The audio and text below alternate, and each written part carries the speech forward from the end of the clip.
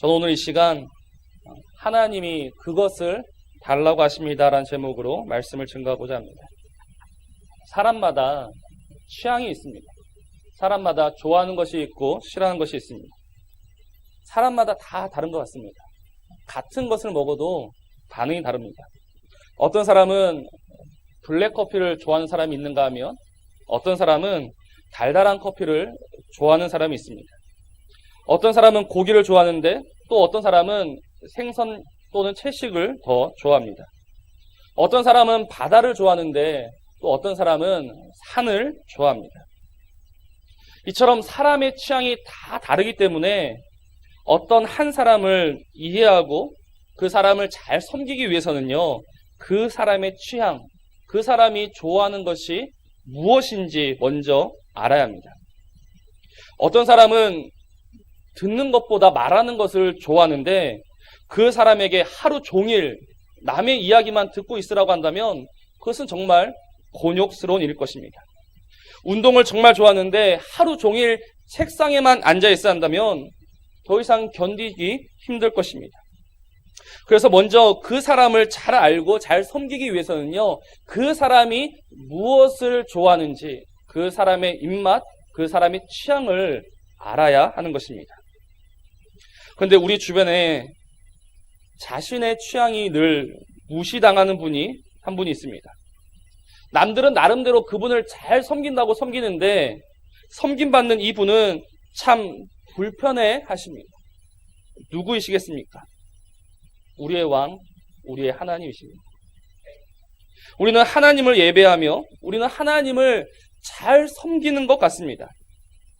근데 우리가 정말 하나님을 예배하는데 우리가 하나님을 섬기는데 그 하나님의 취향, 그 하나님이 무엇을 원하시는지 우리가 한번 생각해 본 적이 있습니까? 하나님이 무엇을 기뻐하실까? 하나님이 무엇을 좋아하실까? 이것이 어떻게 보면 하나님을 섬김에 있어서 가장 기초요, 또 당연한 질문인데 우리는 그 과정을 생략하고 내 기준으로, 내 취향으로 하나님을 섬기고 있다는 사실입니다. 저에게 5살 된 아들이 있습니다. 말을 안 들어가지고 말을 잘 들으면 스티커를 하나씩 주기로 했습니다. 요즘은 이 스티커 모으는 재미에 푹 빠져 있습니다. 그래서 스티커 주기 전에는 제가 집에 들어갔을 때 자리에 들어누워가지고 아빠가 오든지 말든지 그랬습니다. 근데 스티커를 주고 나니까요, 인사를 하는 거예요. 90도 인사가 아니라 아직 애기다 보니까 몸이 유연해서 180도로 인사하는 거예요. 180도. 그 모습이 참 예쁩니다. 그러면 착하다. 그래서 스티커를 주죠. 이 스티커 모은 재미 때문에 이제 또 먹을 거를 잘 나눠줍니다. 자기가 뭐 하나 갖고 있으면 갖고 오는 거예요. 근데 문제가 하나 있는데요. 저는 과자를 별로 안 좋아합니다. 생긴 건 이렇게 생겼는데 과자를 별로 안 좋아해요. 그래서 아들이 와가지고 아빠 과자 하나 줍니다. 그럼 저는 싫어 라고 합니다. 그러면 이 아들이 아빠를 이해하고 우리 아빠가 과자 싫어하는구나 라고 포기하고 돌아가면 되는데 5살짜리 이 아들이 그렇게 하겠습니까? 온갖 아양을 다 떨면서 제 입에 밀어넣습니다. 억지로 밀어넣어요. 그리고 나서 뭐라고 합니까? 아빠 스티커라고. 먹기 싫은데, 그런데 그 모습이 예뻐서 또 스티커를 하나 줍니다. 이제 5살입니다. 지금은 제가 먹기 싫은 거를 제 입에 밀어넣어도 예쁩니다. 그런데 만약 그 아들이 15살, 25살이 되어서도 똑같은 짓을 하고 있다고 한번 생각해 보십시오. 그게 버릇이 되어서 아빠는 싫은데 아빠 입에 밀어넣고 쑤셔 넣습니다. 그리고 아빠한테 아빠 이거 주세요, 저거 주세요. 그럼 그때도 제가 웃으면서 줄 수 있을까요? 그때도 제가 활짝 웃으면서 그래 우리 아들아 참 착하구나라고 하면서 그 아들을 칭찬해 줄까요? 그럴 수 없습니다. 그것은 잘못된 것이죠. 그런데 그런 엉터리 같은 일이, 그런 잘못된 일이 어디에서 일어나고 있느냐? 바로 이 시간, 이 자리에서 벌어지고 있다는 사실입니다. 지금 우리 안에 이런 일을 하는 사람이 있습니다. 누구입니까? 바로 저부터가 그런 사람입니다. 제가 그런 사람입니다. 그리고 우리가 그런 사람입니다. 하나님의 취향, 하나님이 원하시는 것은 생각하지 않고 그냥 내 기준으로 내가 원하는 것으로 하나님께 밀어 넣습니다. 그럼 하나님이 우리를 보시면서 언제까지 웃어주시겠습니까? 하나님이 언제까지 우리를 그 5살 어린 아이처럼 받아주실 거라 생각하십니까? 정말 어리석은 사람은요, 그래도 하나님이 나를 사랑해 주시겠지, 그래도 하나님이 나를 받아주시겠지라고 생각하는 사람입니다. 분명히 말씀드립니다. 이제 더 이상은 그럴 수 없습니다. 이제 더 이상은 아닙니다. 하나님이 더 이상 참지 않으십니다. 그리고 우리에게 말씀하시죠. 나에게 그것을 좀 가져오너라. 내가 원하는 것을 좀 가져오너라. 내가 더 이상 참을 수 없다라고 오늘 우리에게 말씀하십니다. 오늘 우리는 이 하나님의 마음을 헤아려야 되고 이 하나님의 음성을 들어야 하는 것입니다. 우리는 오늘 이 하나님의 마음을 깨닫기 위하여서 이사야서의 말씀을 보고 있습니다. 이사야서의 주제가 무엇입니까? 그것은 바로 그 엉터리 같은 제사를 멈추라는 것입니다. 이사야서가 총 66장으로 되어 있는데요. 1장에도 그리고 마지막 66장에도 동일한 내용이 나옵니다. 먼저 1장 13절 말씀에 헛된 재물을 다시 가져오지 말라. 분향은 내가 가증히 여기는 바요.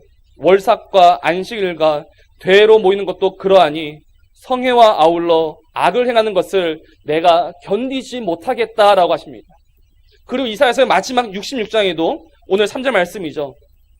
소를 잡아드리는 것은 살인함과 다름이 없이 하고 어린 양으로 제사 드리는 것은 개의 목을 꺾음과 다름이 없이 하며 드리는 예물은 돼지의 피와 다름이 없이 하고 분향하는 것은 우상을 찬송함과 다름이 없이 행하는 그들은 이라고 말하고 있습니다.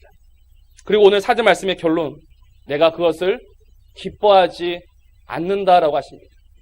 우리는 많이 드리는데 하나님이 분명히 말씀하십니다. 내가 견디지 못하겠다. 내가 그것을 기뻐하지 않는다라고 오늘 말씀하십니다. 그러니 지금 하나님이 우리에게 말씀하시고자 하는 바가 무엇이겠습니까? 내가 원하는 것 좀 가져와라 이겁니다. 내 아들아, 내 딸아, 지금 드리는 그 예배를 멈추고 내가 더 이상 너희들의 예배를 받을 수 없으니, 내가 너무 힘드니, 내가 너무 그것이 싫으니 이제는 제발 내가 원하는 그것 좀 가져오너라 라고 우리에게 말씀하십니다. 사랑하는 성도 여러분, 이 시간 우리의 예배를 멈춰야 합니다. 11시에 예배가 시작하니까 12시에 예배가 마치는 것으로 내가 할 일은 다 했다, 나는 예배했다라고 생각하면 오산이고 착각입니다. 그렇게 수십 년을 예배드려도, 아니요, 우리에게 생명을 더 주셔서 수백 년을 그렇게 예배 드린다 하더라도 그것은 오히려 하나님의 진노를 쌓을 뿐입니다. 내가 주일을 한 번도 빠짐없이 교회에 갔는데, 내가 꼬박꼬박 하나님께 헌금을 다 드렸는데, 내가 드린 시간, 내가 드린 그 물질, 그것 때문에 오히려 나의 머리 위에 하나님의 진노가 차곡차곡 쌓이고 있다면 이 얼마나 불쌍하고 비참한 인생이 되겠습니까? 그러니 이 시간 우리는 알아야 합니다. 무엇을 알아야겠습니까? 하나님이 원하시는 것이 무엇인지, 하나님이 지금 나에게 요구하시는 것이 무엇인지를 알아야 합니다. 그래서 하나님이 우리에게 그것을 가져오너라라고 하실 때 우리가 그것을 드림으로 하나님을 예배하고 하나님을 섬겨야죠. 그것이 참된 예배인 줄 믿습니다. 그것이 하나님이 기뻐 받으시는 예배인 줄 믿습니다. 그렇다면 하나님께서 그토록 바라고 하나님께서 그토록 원하시는 것이 무엇입니까? 하나님이 나에게 그것을 좀 다오라고 말씀하시는데 그것이 무엇입니까? 오늘 2절 말씀이 하나님이 원하시는 그것을 잘 가르쳐주고 있습니다. 나 여호와가 말하노라. 내 손이 이 모든 것을 지었으므로 그들이 생겼느니라. 무릇 마음이 가난하고 심령에 통회하며 내 말을 듣고 떠는 자, 그 사람은 내가 돌보려니와. 아멘. 하나님이 원하시는 것이 무엇입니까? 하나님이 지금 바라고 있는 것이 무엇입니까? 첫째로 그것은 바로 우리의 가난한 마음입니다.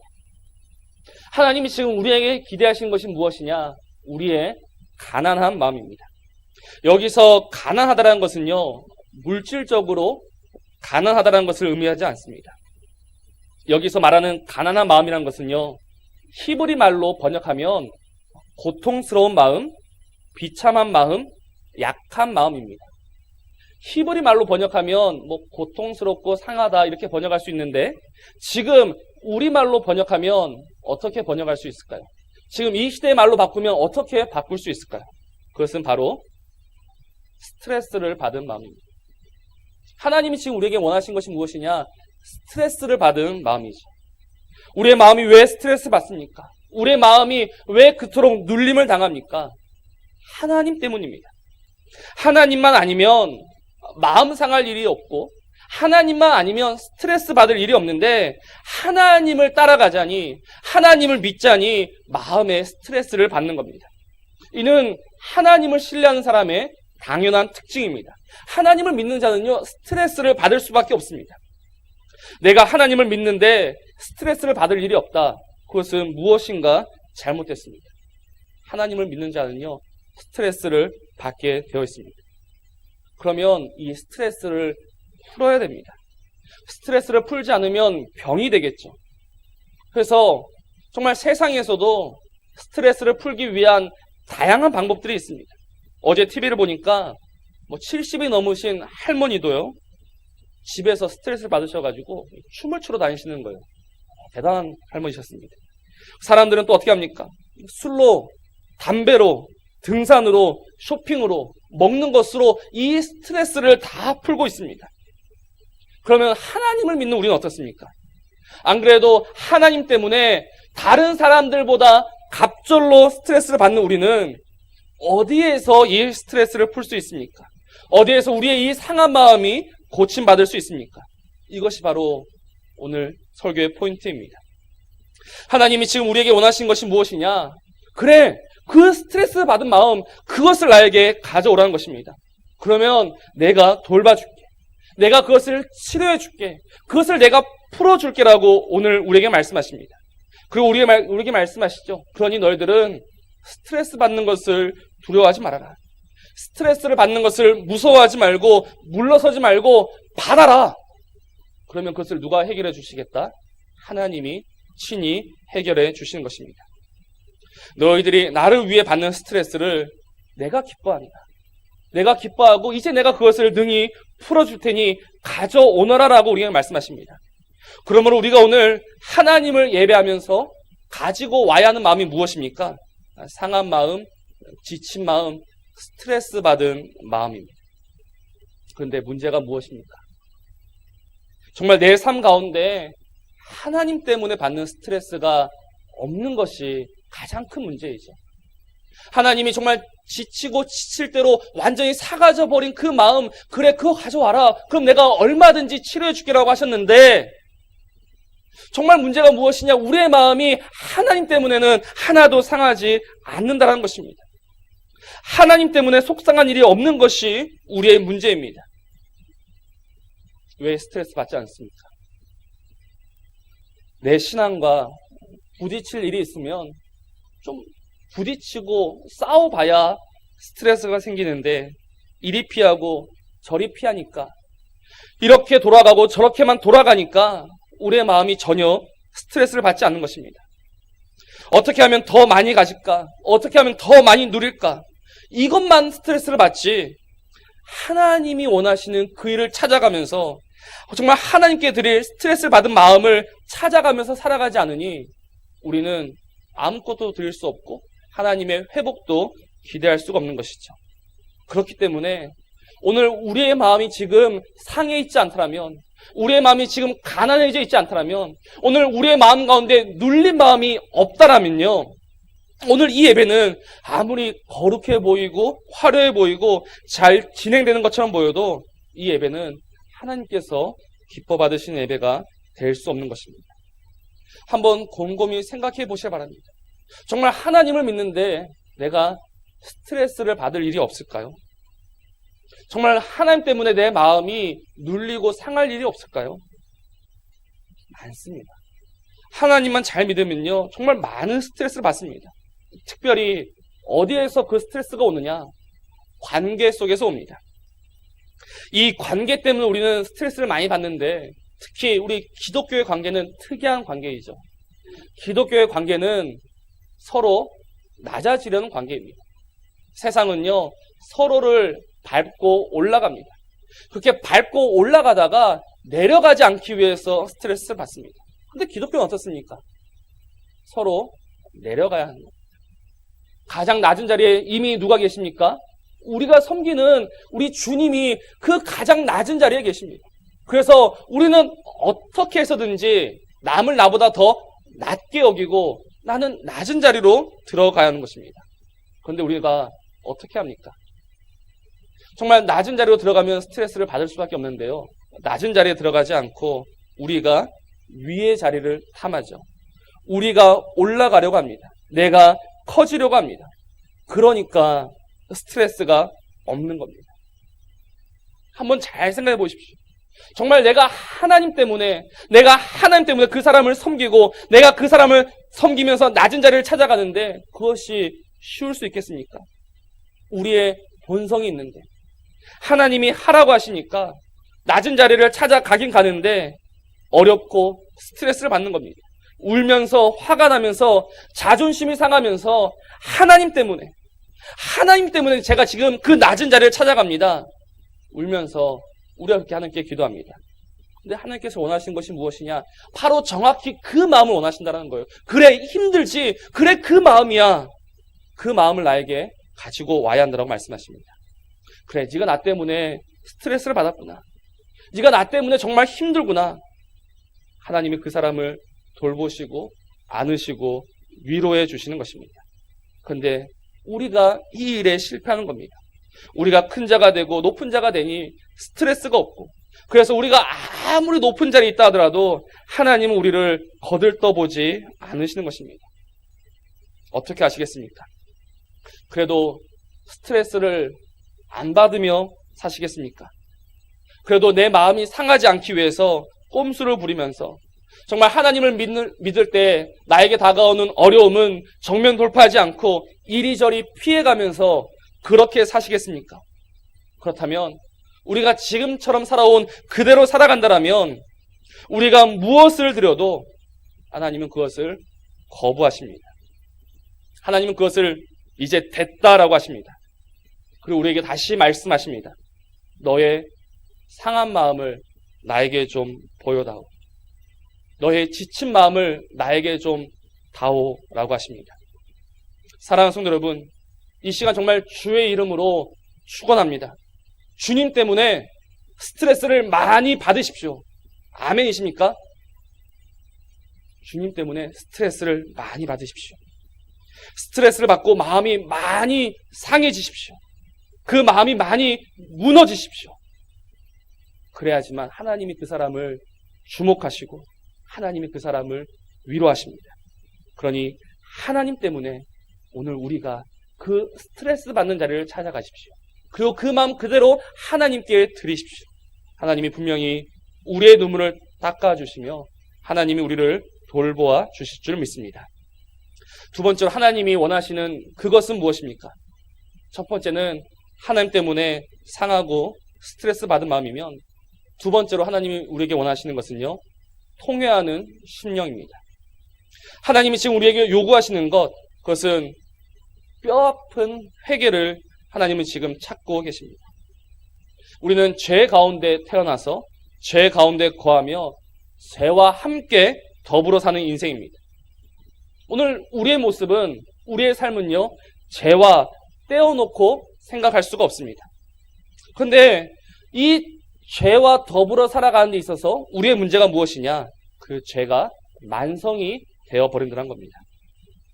죄가 더 이상 죄로 여겨지지 않고 죄가 두렵지 않고 죄가 무섭지 않습니다. 오히려 죄 짓는 즐거움만이 우리 안에 커져갑니다. 왜냐하면 죄라는 것은요, 참 재미있기 때문입니다. 죄가 재미없으면요, 죄를 짓지 않겠죠. 죄 짓는 것은요, 짜릿합니다. 자극적이고 선정적이고 우리의 마음이 거기에 끌리게 되어 있습니다. 그래서 오늘 4절 말씀을 보아도 하나님이 통회하지 않는 그 사람에게 무엇을 더 얹어서 주시느냐? 하나님이 그에게 유혹을 골라서 더 얹어 주신 겁니다. 하나님이 그를 죄 가운데 버려두시는 거죠. 그런데 그것도 모르고 우리는 하나님의 눈앞에서 버젓이 죄를 지으며 악을 행하며 다니고 있습니다. 참 눈치가 없는 사람이죠. 어쩜 이렇게까지 눈치가 없을 수 있습니까? 하나님이 왜 계속해서 우리에게 죄를 주시는지, 왜 계속해서 우리에게 유혹을 주시는지 그 이유를 알아야 합니다. 하나님이 그것을 좋아하셔서 그렇게 하신 것입니까? 아닙니다. 이제 좀 깨닫고 돌아오라는 것입니다. 그게 아니다라는 것입니다. 이제 내 말을 듣고 좀 내 중심을 알고 좀 돌아와라라고 우리에게 말씀하십니다.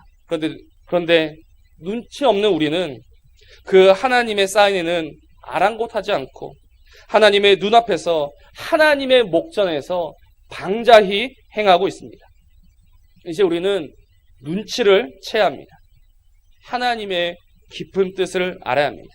계속해서 멸망의 길, 그 사이로 다닐 것이 아니라 우리를 향하신 하나님의 깊은 뜻을 알아채야 합니다. 그것이 무엇이냐? 바로 통회하는 마음입니다.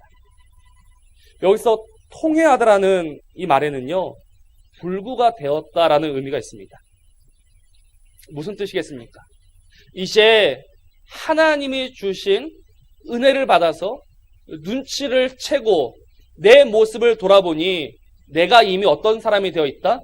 불구가 되어 있다는 겁니다. 내가 이미 부러져 있다는 겁니다. 내가 이미 상해 있다는 겁니다. 내가 이미 한데 얻어 맞은 상태로 누워 있다는 거죠. 지금까지는 정말 재미있게 잘 살았는데, 즐겁게 살았는데, 뭐 하나 부러움 없이 살았는데, 하나님께 은혜를 받고 내 모습을 보니 내 모습이 어떻다? 내 모습이 엉망이라는 겁니다. 내가 이미 불구가 되어 있다는 겁니다. 내가 이미 KO 되어 있다는 겁니다. 이것을 깨닫는 마음이 어떤 마음이냐? 바로 통회하는 마음입니다. 단순히 뉘우치는 마음이 아니라 하나님이 만져주시지 않으면 도저히 회복될 수 없는 상태임을 깨닫는 마음, 그것이 통회하는 마음입니다. 오늘 우리는 이 마음으로 나왔습니까? 오늘 우리는 하나님께 예배드리면서 하나님이 만져주시지 않으면, 하나님이 나에게 회복을 명하지 않으시면 나는 마른 뼈처럼 살아갈 수밖에 없습니다. 이 믿음으로 나왔습니까? 하나님께서 지금 찾으시는 사람은 어떤 사람이냐? 하나님, 제가 정말 어리석었습니다. 하나님, 제가 이처럼 망가져 있는 줄도 모르고 살았습니다. 하나님, 제가 지금 이렇게까지 불구가 된 줄도 모르고 살았습니다. 저 좀 어떻게 해 주십시오. 이렇게 울면서 하나님께 매달리는 자를 하나님은 지금 찾고 계십니다. 그래서 호세아 선지자가 이렇게 말합니다. 오라, 우리가 여호와께로 돌아가자. 여호와께서 우리를 찢으셨으나 도로 낫게 하실 것이요, 우리를 치셨으나 우리를 싸매어 주실 것임이라. 오늘 우리는 하나님이 우리를 찢으셨음을 알아야 합니다. 하나님이 우리를 치셨음을 알아야 합니다. 내가 하나님에게 한 대 얻어맞았음을 알아야 합니다. 이 모든 것을 모르고 살아가는 것이 아니라 정말 하나님께서 원하시는 통회하는 심령이라는 것은 하나님이 저를 찢으셨네요. 하나님이 저를 치셨네요. 하나님, 이 비참함 이제 하나님께서 깨닫게 해주셔서 하나님께 나옵니다. 이것이 바로 통회하는 사람입니다. 그때 하나님이 그 사람을 어떻게 대해주십니까? 하나님이 그 사람을 싸매어 주시고 하나님이 그 사람을 낫게 하여 주신 겁니다. 오늘 우리가 하나님의 회복을 기대하면서 이 자리에 나왔습니다. 근데 우리는 너무나 멀쩡한 모습으로 나오지 않았습니까? 우리는 너무나 그럴싸한 모습으로 이 자리에 앉아있지 않습니까? 우리의 죄로 인해 하나님 우리를 치셨고 하나님 우리를 부러뜨리셨는데 이것을 모르고 이것 때문에 아파하지 않고 이것 때문에 슬퍼하지 않고 우리는 너무나 멀쩡하게 이 자리에 앉아있지 않습니까? 사랑하는 성도 여러분, 오늘 하나님께 은혜를 받으셔서 정말 저와 여러분이 이미 부러져 있음을 깨닫게 되기를 바랍니다. 우리가 이미 상할 대로 상해져 있음을 깨닫는 저와 여러분 되기를 바랍니다. 그래서 그 마음으로 하나님께 나아가야지만 하나님께서 우리를 돌보시고 하나님께서 우리에게 회복을 명하여 주십니다. 마지막으로 하나님이 원하시는 것은 무엇인가? 바로 하나님을 두려워하는 사람입니다. 이것을 우리는 경외라고 부릅니다. 하나님은 지금 하나님을 두려워하는 자를 찾고 계십니다. 하나님의 말씀을 듣고 떠는 자를 하나님은 지금 찾고 계십니다. 여러분이 생각하기에 하나님을 두려워하는 사람의 최고봉은 누구로 생각하고 계십니까? 성경에 정말 하나님을 두려워하는 사람들이 많이 있는데 그 중에서 정말 하나님을 경외하는 한 사람을 꼽자면 여러분들은 누구를 꼽으시겠습니까? 저는 아브라함이라 생각합니다. 왜 그런가 하면 그는 하나님의 말씀, 그 말씀을 듣고 두려워 자신의 아들을 번제로 바친 사람이기에 그렇습니다. 아들을 다 키운 목사님께 제가 총각 때 이런 질문한 적이 있습니다. 지금 그 아들이 몇 살 때가 제일 예뻤습니까? 라고 물었습니다. 고등학생이었습니다. 여러분들은 언제가 제일 예쁘다라고 생각하십니까?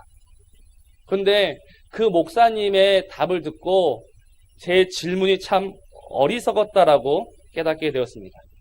제가 목사님 아들이 언제가 제일 예뻤습니까? 라고 여쭤봤을 때 그 목사님은 망설임 없이 이렇게 답하셨습니다. 지금 이라고 말씀하셨습니다. 지금. 남학생이고 고등학생이었는데요. 제가 보기에는 고릴라 같았습니다. 근데 목사님은 주저함 없이 지금이라고 하셨습니다.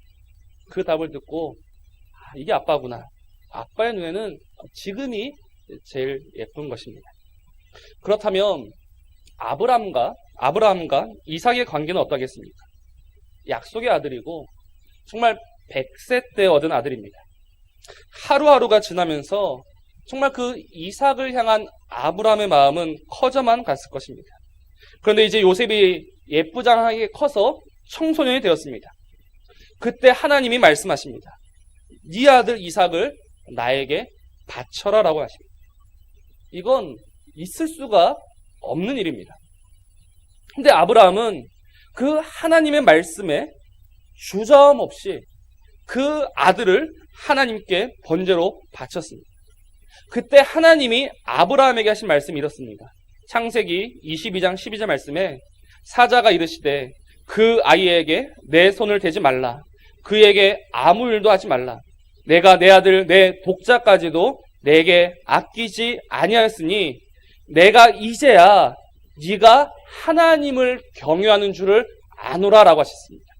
이제야 네가 나를 경외하는 줄을 내가 알겠다라고 그의 경외, 그의 두려움을 인정해 주셨습니다. 아브라함이 그 아들, 그 예쁘고 착한 아들 이삭을 바쳤을 때에야 하나님께서 그래 네가 나를 두려워하는구나, 그래 네가 나를 경외하는구나 라고 아브라함을 인정하셨습니다. 그러면 우리는 어떻게 했습니까? 하나님은 지금 분명 하나님을 경외하는 자, 하나님을 두려워하는 자를 지금 이 자리에서 찾고 계신데 정말 그래 네가 나를 두려워하는구나, 네가 나를 경외하는구나, 그 인정을 받을 사람이 어디에 있을까요? 오늘 우리는 정말 하나님을 두려워합니까? 우리는 정말 하나님이 무섭습니까? 하나님이 두려워서 그 하나님을 향한 두려움 때문에 아브라함은 자리에 일어섰고 그 아들 이삭까지 번제로 바쳤는데 오늘 우리를 움직이는 두려움은 무엇입니까? 오늘 우리를 이끌어가는 두려움은 무엇입니까? 하나님을 향한 두려움, 하나님을 향한 경외가 오늘 우리를 이끌어가고 있습니까? 죄송하지만 하나님은 아닌 것 같습니다.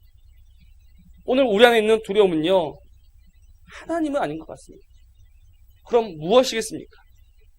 아무리 생각해보아도 우리 안에 있는 두려움은 무엇이냐? 결국은 돈입니다.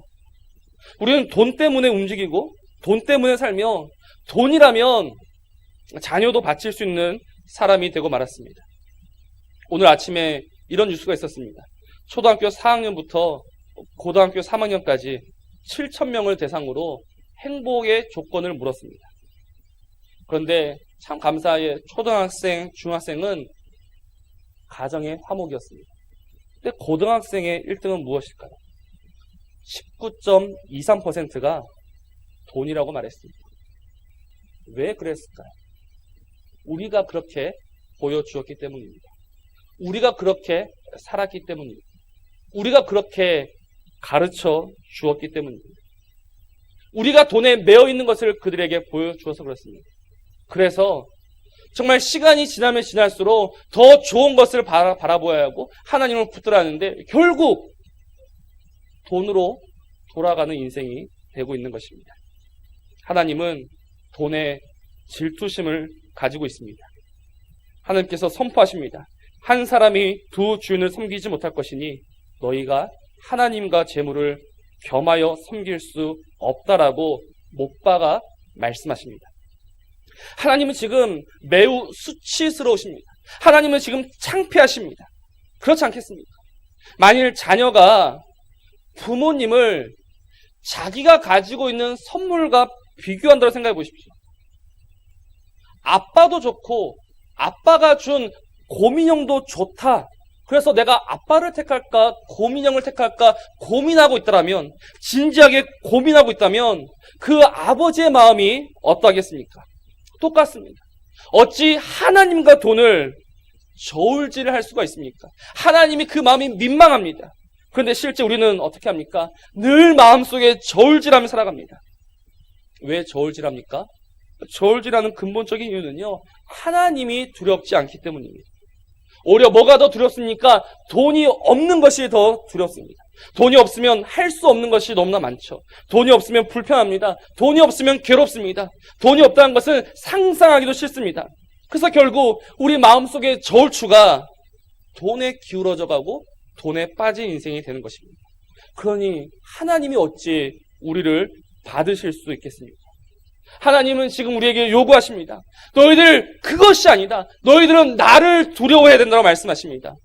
나를 두려워해라. 나를 두려움으로, 나를 향한 경외심으로 나를 예배해야지. 뭐 하나 더 얻어내기 위해서, 뭐 하나 더 받기 위해서, 부유해지기 위해서, 선물 하나 더 얻어내기 위해서 드리는 너희들의 모든 예배는 내가 받지 않겠다라고 하십니다. 너희들은 그것으로 나를 멸시했으니 이제는 내가 너희들을 멸시할 것이라 하십니다. 하나님의 멸시, 하나님의 심판, 이것이 두렵지 않으십니까? 하나님의 진노하심이 두렵지 않으십니까? 우리는 오늘 그 하나님을 두려워함으로 하나님께 나아가야 합니다. 하나님을 두려워하지 않는 자는요, 하나님에게 분명 엄중한 문책을 당할 것입니다.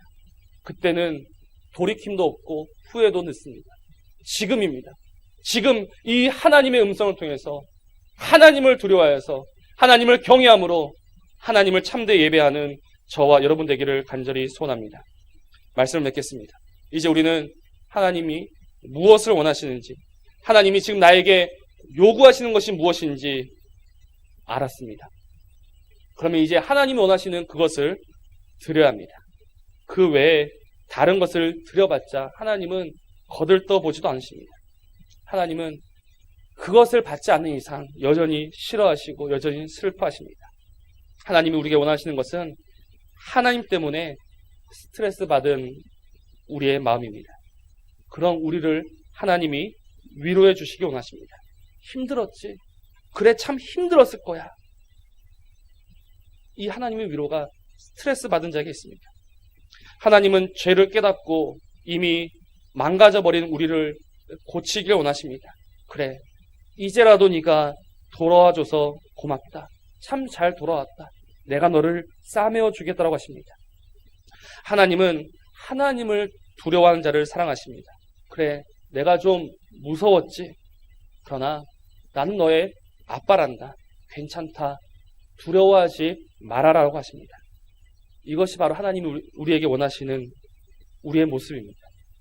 오늘 이것이 저와 여러분 안에 회복되기를 간절히 소원합니다.